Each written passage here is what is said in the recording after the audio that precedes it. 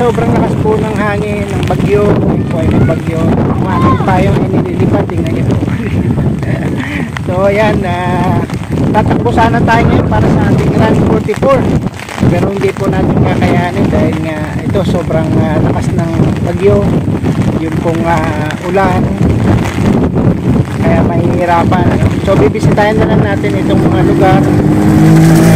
Ito sa lugar ng lola ko. Kung ano po nangyari ng tabing rilis. Pero po yung iba po ay iniitapit na lang. Sobrang dami ng tubig baha na naiipon doon sa kanilang dyan. So mabuti po yung ibang palayan ay nakaani na. Swerte po sila nakaani. Yung iba naman po naani pero nasa gilid lang o inilagay lang sa gitna. Hindi pa siya na itatracer. Problemado rin po yung mga magtitracer na yan kasi nga lakas ng bagyo, hangin. Wala ring kuryente ngayon. Ang problema ay nakakaawa po yung mga hindi nakapagpaan na hilaw pa yung palay. Dumapa po lahat yung palay. Nakita niyo po yan. Nakita ko sa inyo. Nakadapa lahat yung palay. At pinasok ng tubig baha na may kasamang buhangin na nalubog pati sa hanggang buhangin yung mga palay. Pinakita ko po kanina. Ito po yung ating tinatakbuhan dati ay marami pong bagsak na puno ng saging. Tingnan nyo naman. At yung buong palayan talagang dumapa. Dapa yung mga palay na may bunga. Ito puno ng saging dumapa. Halata po na yung daan ay binaha dahil putik. Color brown.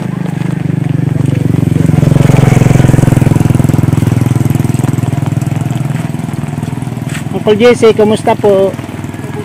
Mabuti naman. Pinasok yung bahay namin. Pinasok rin dyan sa loob. Sobrang taas, ano? Tubo. Yung mga baboy. Mabuti na kasalba. Kasalba. Isang ano na lang, isang jangkal na lang. Yung natira. Opo. Muntik na sana. Sabi ko, buti nga. sabi ko, bahala na kayo. Opo. Buhay naman. Okay. Sinuwerte pa rin. Kaya pala puro putik na, oh. Kan kaya kasi tubig kan gadi ang. Yan ang galing dito. Opo. Dito pala nang galing. Uy. Ahoy, nagyan po dyan sa tubig. Sabi.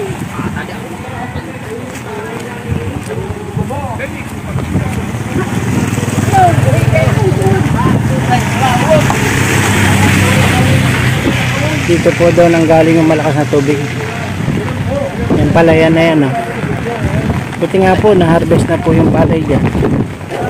Hindi, ayan babad na yan sa tubig baha. Sa sayang. Marami po dito, oh. Pinasok din yung baha nila dito. Yung bahay nila, Kujisi, pinasok.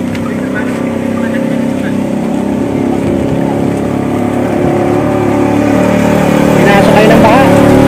Binaha dito. Hanggang saan? Kagabi. Hanggang saan yung tubig? Hindi maalam.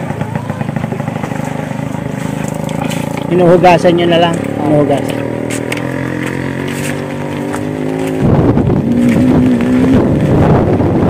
Ito pa po isang nagisanhi, oh. May humarang na mga punong kahoy. Saka yun, buko pa, oh.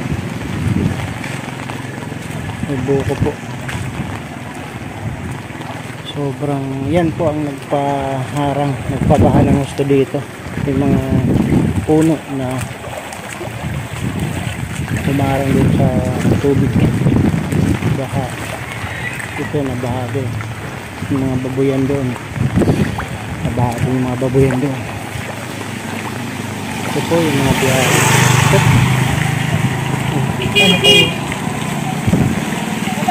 Sarado yung palengke. Nagpasok kayo sa palengke. Sarado. Saan sala kayo pupunta? Palengke. May ikot kayo sa La Medalla, sa San Vicente. Baha din. O sige. Nagbe-video lang.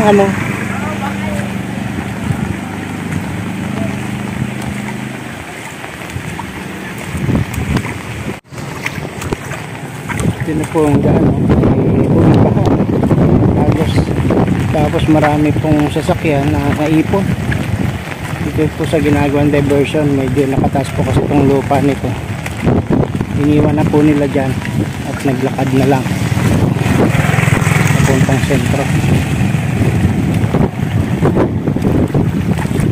Ito po yun, meron kasi ditong ginawang diversion, pinataas tong daan, kaya yung tubig walang mapuntahan sa gilid. Ayan, tubig yun, dadaan tubig, puno rin yung tubig dito kaliwat lang. So ibig sabihin kaya maputik tong inabot pa rin to kagabi, mataas ito kagabi.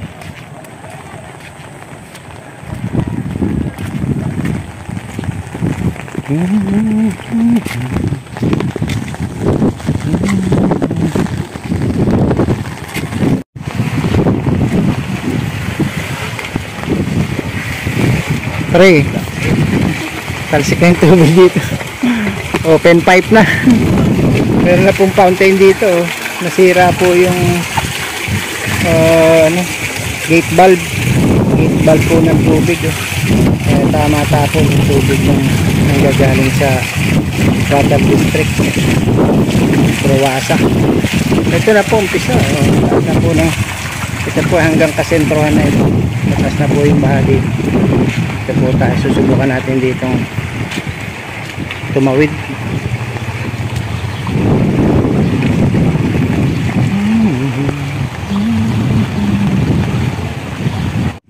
Po, pinasok na po yung bahay nila Paijapit. Ito yung sopa nila, basang-basa.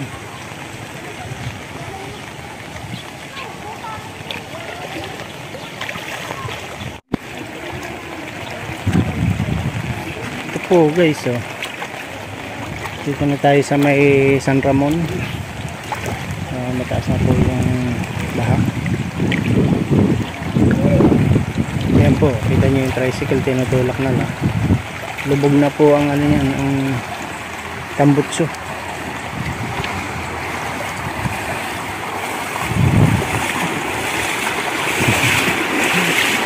Tutulak na. Pinapasok na yung tambutso. Tutulak nila yung tricycle nila para makalampas dito sa San Ramon po.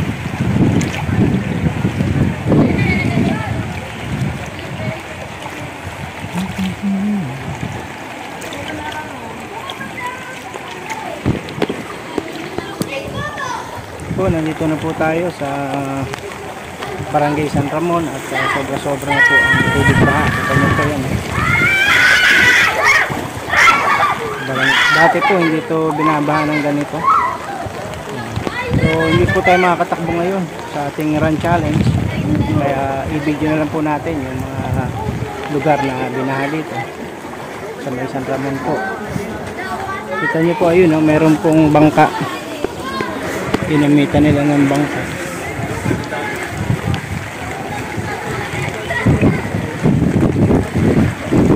Meron na pong bangka doon para sa mga lilikas.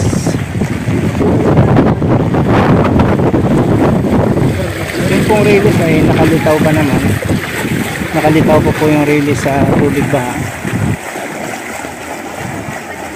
Pero ito po ay hanggang ano na, hanggang kasentrohan dun sa sentro.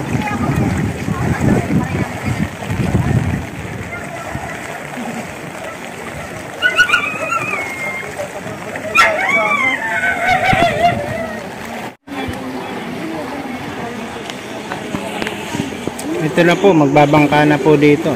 Kung gusto niyo pong makatawid ng papuntang palengke, magbabangka po kayo.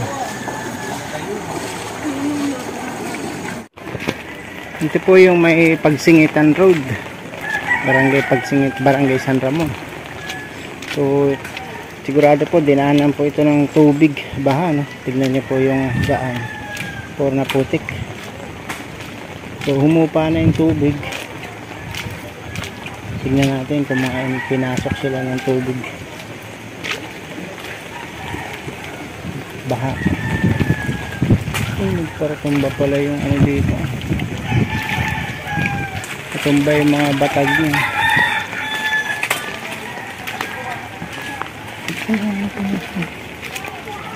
Tara.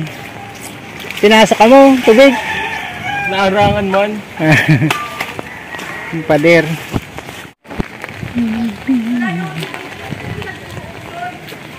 Tingnan po natin yung ano, pagsingitan. Kung ano pong nangyari doon.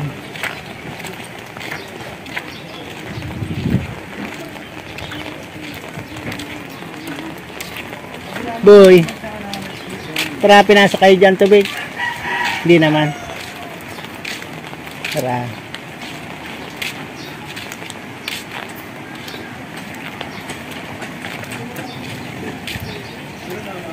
Grabing basura dito. Sa release.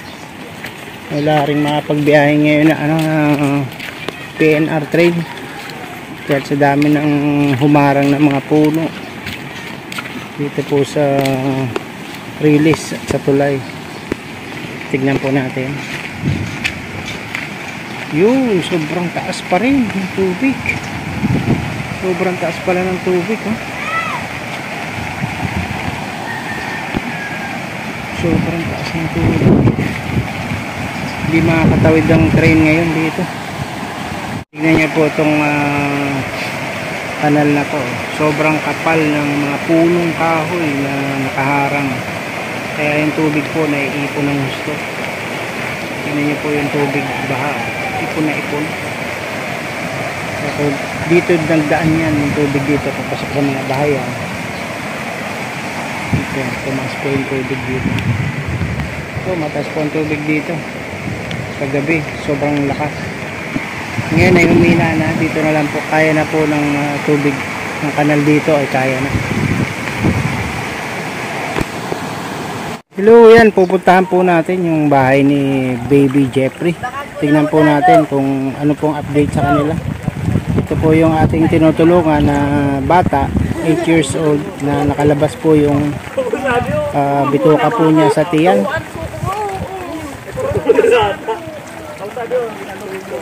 Punta na po tayo. Medyo baha po dito sa dinadaanan natin, kaya ingat po tayo dito. Baka tayo mapadapa, ay basa din yung ating cellphone.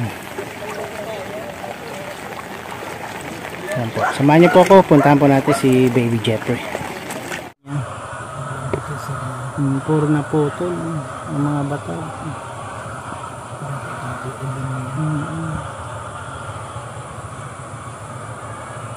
Para papugo. Pugo. Kali rin ang ito para papugo.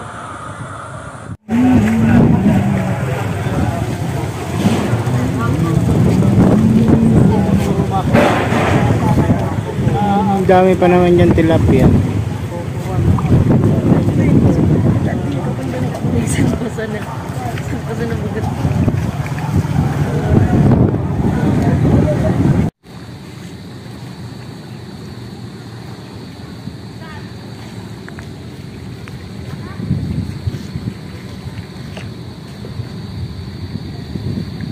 Ang poste ng kuryente yun, putol-putol na. Tanawa na lang.